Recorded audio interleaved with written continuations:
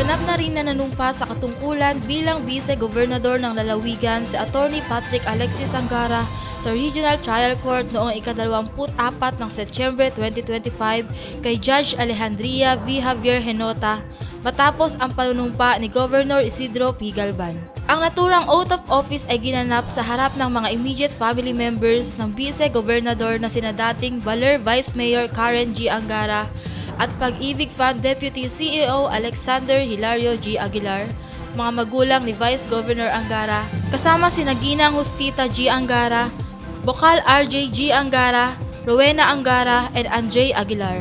Sa mensahe ni Vice Governor, bagamat nakalulungkot ang dahilan ng ating biglaang pag-angat bunsod sa pagpanaw ng ating minamahal na punong lalawigan, Governor Reynante A. Tolentino, kinakailangan nating gampanan ng ating tungkulin alinsunod sa Local Government Code of 1991 kaugnay ng pagkakaroon ng permanenteng bakante sa hanay ng mga lokal na opisyal. Ito ay upang matiyak ang tuloy-tuloy na trabaho at serbisyo ng sangguniang palalawigan para sa kapakanan ng ating mga kababayan.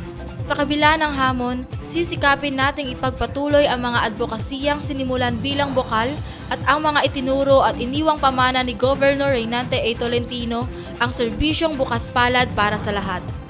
Nangako rin si Vice Governor Angara na patuloy na dadalhin at isasabuhay ang mga prinsipyo ng matino, mahusay at may pusong pamamahala tungo sa isang mas maunlad, mas masagana at mas mapagkalingang Aurora.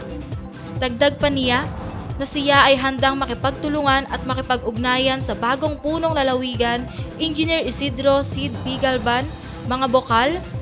Dagdag pa niya na siya ay handang makipagtulungan at makipag-ugnayan sa bagong punong lalawigan, Engineer Isidro Sid P. Galban, mga bokal, sa mga department heads at kawani ng pamahalaang palalawigan at higit sa lahat sa mga kalalawigan sa Aurora sa patuloy na pagsulong ng ating minamahal na lalawigan.